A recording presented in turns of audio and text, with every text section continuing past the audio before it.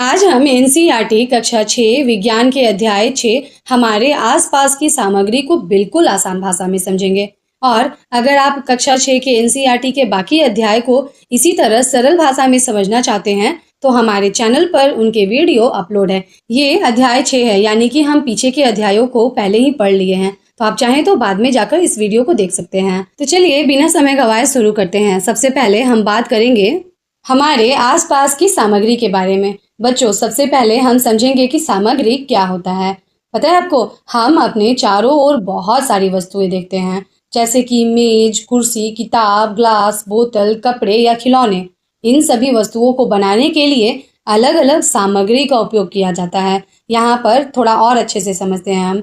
जैसे कि मेज और कुर्सी लकड़ी से बनता है, वहीं ग्लास कांच से बनता है, चम्मच धातु से, बोतल प्लास्टिक से और कपड़े ऊन या कपास से। अब यहाँ पर आप ध्यान दीजिएगा, एक ही सामग्री से कई वस्तुएं बनाई जा सकती है। उदाहरण के लिए लकड़ी से मेज, कुर्सी, दरवाजा बनाया जा सकता है। इसलिए हमें वस्तु और उस वस्तु को बनाने वाली सामग्री में अंतर समझना चाहिए। यही इस अध्याय की शुरुआत है। चलिए अब हम बात करेंगे कि वस्तुएं किससे बनती है। अब एक बहुत आसान सवाल, आपके हाथ में जो पेन है वो किससे बना है? आप डेफिनेटली अभी पढ़ने बैठे हैं तो आपके हाथ में पेन एंड कॉपी तो पक्का होगा। अपने पेन को देखिए, इसमें प्लास्टिक है, धातु है और स्याही भी है। इसका मतलब कि एक वस्तु कई अलग अलग सामग्रियों से मिलकर बनता है। इसी तरह एक ही सामग्री से कई वस्तुएं बनाई जा सकती है। यहाँ पर बहुत सिंपल सा डिफरेंस है, यानी कि एक ही सामग्री से कई वस्तुएं बनाई जा सकती है और एक वस्तु में कई सामग्री शामिल होते हैं। बस इससे समझना है। अब हम कुछ एग्जांपल्स देखते हैं, जैसे कि लकड़ी से मेज, कुर्सी, दरवाजा, जैसे कि हमने आपको पहले भी ये एग्जांपल दिया था। वहीं धातु से चम्मच, बर्तन या जाली बनता है। मिट्टी से घड़ा, दिया या फिर ईंट भी बनता है। तो बच्चों याद रखिए, एक वस्तु कई सामग्रियां और एक सामग्री कई वस्तुएं। अब हम बात करेंगे पदार्थ के गुणों के बारे में। अब यहाँ पर सवाल ये आता है कि अलग अलग पदार्थों को हम पहचानते कैसे हैं। इसके लिए हम गुणों को देखते हैं, जैसे कि किसी वस्तु का रंग क्या है, उसका आकार क्या है, वह चमकदार है या नहीं, या फिर वो कठोर है या मुलायम, उनकी बनावट कैसी है। सबसे पहले एक एग्जाम्पल देखते हैं। स्लाइड पर आप देख सकते हैं, सेब लाल रंग का है, पत्ता हरा रंग का और कप पीला रंग का है। इसी तरह वस्तुओं के आकार भी अलग अलग हो सकते हैं, जैसे कि गेंद गोल होती है, डिब्बा घनाकार हो सकता है और पाइप या डिब्बा बेलनाकार भी हो सकता है। इसलिए किसी पदार्थ को पहचानने के लिए हम अलग अलग गुणों का अध्ययन करते हैं। चलिए अब हम बात करेंगे पारदर्शी, पारभासी और अपारदर्शी के बारे में। ये भाग को ध्यान से सुनिएगा और समझिएगा, क्योंकि ये भाग बहुत महत्वपूर्ण है और परीक्षा में भी पूछे जाते हैं। अभी तक जो हमने पढ़ा वो सिर्फ और सिर्फ इंट्रोडक्शन था।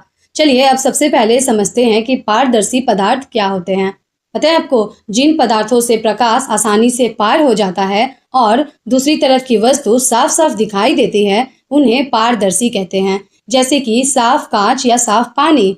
अब आते हैं पारभासी पदार्थों पर। इनसे प्रकाश तो कुछ मात्रा में गुजरता है, लेकिन वस्तु साफ दिखाई नहीं देता है, जैसे कि धुंधला कांच या फिर बटर पेपर। अब हम तीसरे अपारदर्शी पदार्थ के बारे में जानेंगे। पता है आपको, इनसे प्रकाश बिल्कुल पार नहीं होता है, जैसे कि लकड़ी का दरवाजा, ईंट या फिर धातु। तो चलिए अब साथ में एक बार रिपीट करते हैं। पारदर्शी यानी कि साफ दिखाई देता है, पारभासी थोड़ा दिखाई देता है और अपारदर्शी यानी कि बिल्कुल दिखाई नहीं देता है। अब हम बात करेंगे पदार्थ की कठोरता और कोमलता के बारे में। बच्चों, हम पदार्थों की उनकी कठोरता के आधार पर भी अलग कर सकते हैं।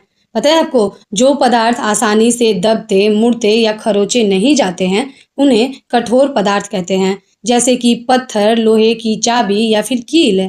अब इसके विपरीत जो पदार्थ आसानी से दब जाते हैं या उनका आकार बदल जाता है, उन्हें हम कोमल पदार्थ कहते हैं, जैसे कि स्पंज, रुई, रबर या मिट्टी। तो याद रखिए, कठोर पदार्थ मजबूत होते हैं और आसानी से आकार नहीं बदलते हैं।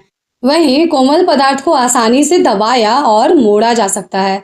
पता है आपको, इसी गुण के आधार पर हम तय करते हैं कि किस पदार्थ का उपयोग कहाँ किया जाएगा। चलिए अब हम बात करेंगे कि कौन सा पदार्थ जल में घुलनशील है और कौन सा अघुलनशील है।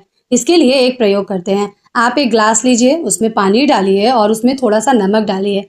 आप देखेंगे कि नमक पानी में घुल जाता है, यानी कि ऐसे पदार्थ जो पानी में घुलकर एक समान घोल बना देते हैं उन्हें घुलनशील पदार्थ कहते हैं। और इसके विपरीत जब हम पानी में रेत डालेंगे तो रेत पानी में नहीं घुलेगा और ऐसे पदार्थ को ही अघुलनशील पदार्थ कहते हैं। लेकिन बच्चों, एक बात का ध्यान रखिएगा, किसी पदार्थ के घुलने की गति कुछ बातों पर निर्भर करती है, जैसे कि पानी का तापमान, पदार्थों का हिलना, पदार्थ के कणों का आकार और घोल के पदार्थ की मात्रा, ये सब निर्भर करते हैं। चलिए इसके लिए एक एग्जाम्पल लेते हैं। जैसे कि गर्म पानी में चीनी सामान्यतः जल्दी घुलता है, इसलिए रोजमर्रा की जिंदगी में हम भी इस गुण का उपयोग करते हैं। चलिए अब हम जानते हैं कि कौन सा पदार्थ तैरता है और कौन सा पदार्थ डूब सकता है। चलिए इसके लिए भी एक प्रयोग करते हैं। एक बाल्टी पानी लीजिए और उसमें लकड़ी का टुकड़ा डालिए। आप देखेंगे कि लकड़ी पानी पर तैरता है। अब उसी पानी में आप एक पत्थर डालिए। आप देखेंगे कि पत्थर पानी में डूब जाता है। सोचा है आपने ऐसा क्यों? क्योंकि पदार्थ का पानी की तुलना में घनत्व अलग अलग होता है। पता है आपको, बहुत सिंपल है। जिस पदार्थ का घनत्व पानी से कम होता है वो पानी पर तैर सकता है, वहीं जिसका घनत्व पानी से अधिक होगा वो पानी में डूब जाता है। इसलिए याद रखिएगा, लकड़ी तैरता है, पत्थर डूबता है। लेकिन आप एक और बात ध्यान रखिएगा, सिर्फ ये देखना पर्याप्त नहीं होता है कि वस्तु भारी है या हल्की। असल बात उसके घनत्व का होता है। अब हम बात करेंगे पदार्थों को अलग अलग समूहों में कैसे बांटा गया है। बच्चों, हमारे पास बहुत सारे पदार्थ हैं और अगर हम सभी पदार्थों को एक साथ रख देंगे तो उनका पहचान करना मुश्किल होगा। इसलिए हम उनके गुणों के आधार पर उन्हें अलग अलग समूहों में बांटते हैं, जैसे कि ठोस द्रव्य, नियमित आकार वाले और अनियमित आकार वाले, घुलनशील, अघुलनशील, पारदर्शी, पारभासी और अपारदर्शी, प्राकृतिक और मानव निर्मित, धातु, अधातु, लचीले और कठोर। इस तरह समूह बनाने से पदार्थों को समझना, याद रखना आसान हो जाता है। यहाँ पर आप स्लाइड में देख सकते हैं, सबका उदाहरण दिया हुआ है। ठोस का, द्रव्य का, घुलनशील का, अघुलनशील का, यहाँ तक कि धातु और अधातु का भी। वीडियो को पॉज कीजिए और अच्छे से देखिए। अब हम इस अध्याय के अंतिम भाग में पहुंच गए हैं। वे हैं पदार्थों के उपयोग। हम अपने दैनिक जीवन में अलग अलग पदार्थों का उपयोग अलग अलग कामों के लिए करते हैं। जैसे कि भोजन में हम चावल, दाल, सब्जी, दूध का उपयोग करते हैं। कपड़े बनाने में कपास, ऊन, रेशम का उपयोग करते हैं। घर बनाने में ईंट, सीमेंट, लकड़ी और रेत का उपयोग करते हैं हम। बर्तन बनाने में स्टील, तांबा, कांच, प्लास्टिक का उपयोग किया जाता है। वहीं वाहन बनाने में लोहा, एल्यूमिनियम, रबर, प्लास्टिक का उपयोग हम करते हैं। पंखा, बल्ब और दूसरे उपकरणों में भी हम अलग अलग पदार्थों का उपयोग करते हैं। पढ़ने लिखने के लिए कागज, लकड़ी, रबर और स्याही जैसी सामग्रियों की आवश्यकता हमें पड़ती है। हमें इससे पता चलता है कि पदार्थों के गुण के आधार पर ही उनका उपयोग तय किया जाता है। यानी कि कांच पारदर्शी है, इसलिए खिड़कियों में उपयोग किया जाता है। धातु मजबूत है, इसलिए मशीनों और वाहनों में उपयोग किया जाता है। वहीं रबर लचीला होता है, इसीलिए टायर और कई वस्तुओं में उपयोग होता है। तो बच्चों, आज हमने एनसीईआरटी के इस अध्याय को बहुत अच्छे से समझा है। चलिए अब वीडियो को यहीं पे खत्म करते हैं। यदि आपको मेरी ये वीडियो उपयोगी लगी हो तो वीडियो को लाइक करें, अपने दोस्तों के साथ शेयर करें और माई स्टडी जोन को सब्सक्राइब करना बिल्कुल ना भूलें।